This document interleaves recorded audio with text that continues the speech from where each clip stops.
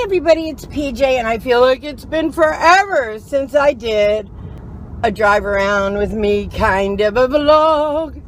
And the reason why I'm doing it is because I finally figured out, and I hope it works, where to put my camera in here. This is the new car. I've tried 1,000 different ways and didn't like it. And so now we're to this. And I hope this works because I think it's okay. It's a little cut off, but better than nothing. So I went to the convention in AC for my work. And wow, crazy drunk people.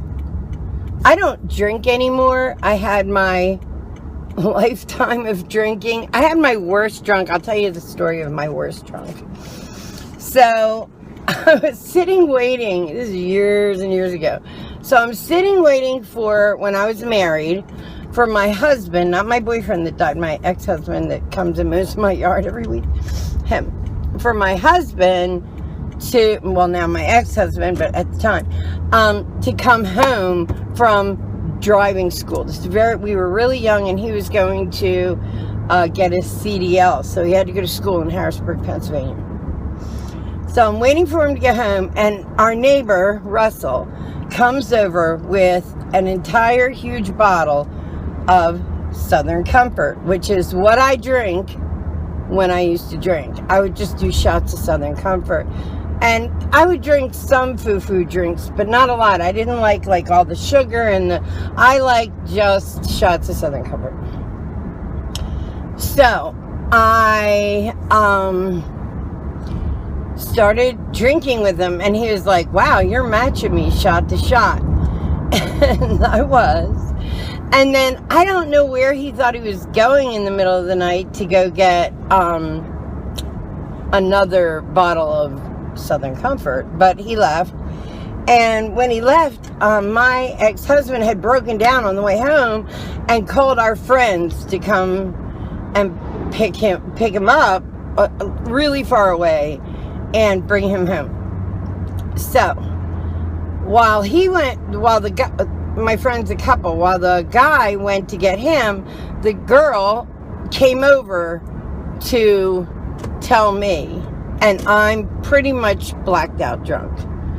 So she walks in, and I have a vague memory of her walking in, and then I'm like blacked out, and I think somebody is like raping me. Somebody is like raping my ass, literally, okay? Like I'm like in this blackout, and I feel like all these hands on me, and I'm like, what the hell? I have the worst pain in my ass ever in life. Like I'm literally fighting off the ass fucker.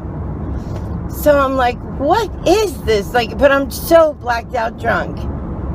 So the next morning I wake up and I'm on my couch. I am soaking wet. I have one arm out of my shirt, and half my bra is like up here. Like half of it's still on one tit and one arm, and the other's here. And I go to stand up, and I'm like, oh my God. And the world's worst wedgie I have to pick from my ass. Like I have to pull from my ass. It is literally embedded in my skin. I am bleeding because she found me drunk. She called over this other friend of ours, this guy. She threw me in the shower to try and wake me up in a cold shower. Hence the hands all over me. And then they proceeded to get me out of my wet clothes and tried to pull my dance skin. Do you know what a dance skin is? It's like that step into black shirt. Okay? No snaps. Just to step in. They tried to pull that over my head for like a half hour. And it embedded itself in my ass so bad. The wedgie was so painful that I literally had to walk bent over for like a week. And yeah, by the way, my husband walked in and said, everybody's allowed one good drunk, you had yours. And I was like, I agree. I couldn't even walk. I was so sick. It was so bad. But anyway, that's my drunk story. I wish I could say I quit drinking that day. I didn't, but I didn't drink very much longer after that. And I haven't drank in years and years. I'm not a good drunk. Yeah, I learned my lesson. I've never been arrested, but I've learned my lesson. So anyway, that all being said, wow, being sober with a bunch of drunk people is not easy. Not an easy thing to do. It's not good for the soul. But I did observe some really crazy shit. And what you have to realize is, like when people fight, when people argue, like couples argue, what they have to be very careful with their relationship. Because what I've learned over time is, whatever the level of your fighting is, it'll always go to that level. Like, if the first time you fight with somebody, you say, get out, then every fight you have will go to get out. If the next fight you have goes to fuck you, then that's the line in the sand. Then every time it'll go to fuck you. If the next time you fight, it goes to, you know, you're a bitch, you're the name calling, then it'll always drop to name calling. And so you have to be very careful, because once you drop that line in the sand, then that's where it lays. It doesn't go back up without a whole lot of work. So if anybody ever lays their hands on you, which in the entire time, I was married 20 years, and I was 19 years. And I was with Jeff for 22 years. Prior to that, I had a lot of dates and all over. By the time I was 17, I had already crossed country twice. Once just kind of in a group of hippies, and we thumbed it all over and crazy. And things like that. But back in the day, you could do that stuff. You know, well, I mean, I'm sure that it was still dangerous, but nowhere near what it's the danger levels now. It was a different time. Everybody did it. I wasn't alone. But with all that travel and all that, I've never had a physical fight in my life. Not one. Not once have I put my hands on somebody or had somebody put their hands on me. Like, that just is not a part of my reality. Like, first off, I got called out once. That's another funny story. So I just recently got divorced, and I was living in this apartment, and this lady's little kid, I think his name is Bradley or Bradford. He was just in one of those moods, you know, he was just in that mood of trouble. So he was probably about 7 or 8. Anyway, I went down to do the laundry, and I come back, and my little kids are standing along the side of the building looking at me like, so I'm like, what? Because you had to drive down to the laundromat to swap your clothes in and out. It was only down the road, but you had to drive. So I come back, I'm like, what's wrong with all you? And they're standing there like all scared. And apparently Bradford had stolen one of his mother's beers and filled it up in his mouth and shook his head to get it foamy and spit it all over my living room. So I went upstairs and knocked on the door and let the mother know that, you know, her kid's got one of her beers. He's 7 and he's nowhere to be found. So then later on that day, this kid was something else. Later on that day, he was on my stoop, and he had 2 frogs upside down, and he was sharpening a popsicle stick. And I looked down and said, Bradford, what are you doing? And he says, I'm going to put this popsicle stick up the frog's butts. And I'm like, no, you're not. You can't do that. He says, yes, I can. I broke their legs.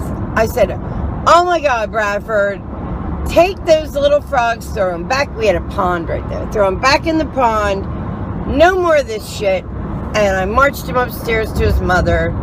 And I told her, So she grabs him by the arm and throws him in the house. About an hour later, this guy comes over that was a friend of ours. We used to call him Visa John because he's like wealthy. And he always had his visa out. Anyway, Visa John comes over and he had just bought a new IROC car. Literally off the floor. And he pulls up front of my house, well, my apartment. And Bradford's now angry with us. So he chucks rocks at the car in front of my house. And the neighbor next door to me walks over and says, I just want you to know that little kid just chucked rocks to that new IROC and they chipped the paint.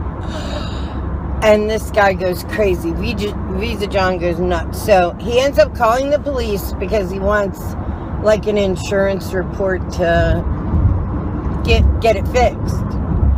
So now the cops come and but by now the mom's drunk, and she won't come out. So the cops get the information, give him a report, and leave. A few minutes later, I hear, no, Daddy, out front. I'm like, what is that? So I open my window and look, and it's the mom. And she like lived across the little parking lot and up a floor. So she was on like a terrace. So I walk outside and I'm like, what's going on? And she's like, you, I'm gonna go, we're gonna go, I'm gonna fuck you up, blah, blah, blah. And I was like, me? And she's like, yeah. So I say, listen, Charlotte, fighting with you would constitute me getting close enough to you to smell your sweat. And I just can't do things like that. And she about jumped off that balcony after me. But I meant it. Like, I can't get that close to you. That would just be like so not okay. Anyway, cops come back. She's throwing shit. It was just like, but that was my only time getting called out. And I digress.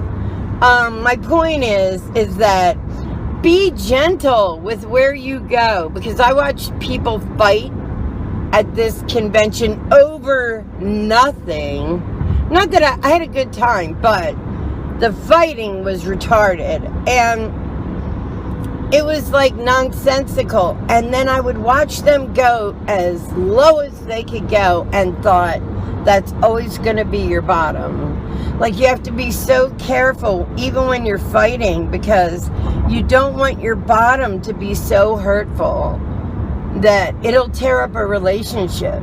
So if you can just say to yourself, even in those crazy drunk moments, I know it's hard, but don't go any further. You need to stop, because the further you go, the next time, that's exactly where that line in the sand is going to go. If he says, fuck you this time, he's going to say, fuck you every time. If you say, you're an asshole, you're always going to say, you're an asshole. Like, that's going to be, once those things are broken and the level dropped, you'll just keep dropping. It destroys relationships, because they just didn't pull back for a moment and say, this is something I value. Don't let me destroy it so much. Don't let me drop it down to each level until you're knocking each other out in a parking lot. I mean, literally.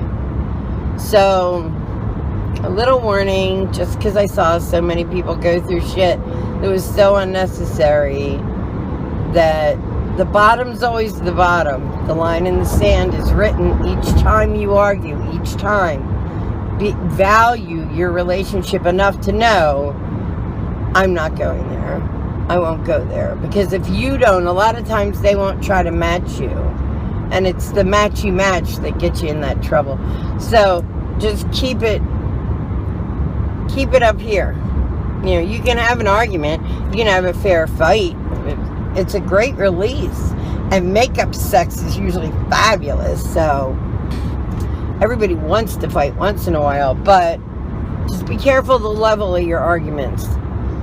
Because if you love this person, you know, you don't want to go to places that you can't get out of. You can't fix. You know, be careful. That's all.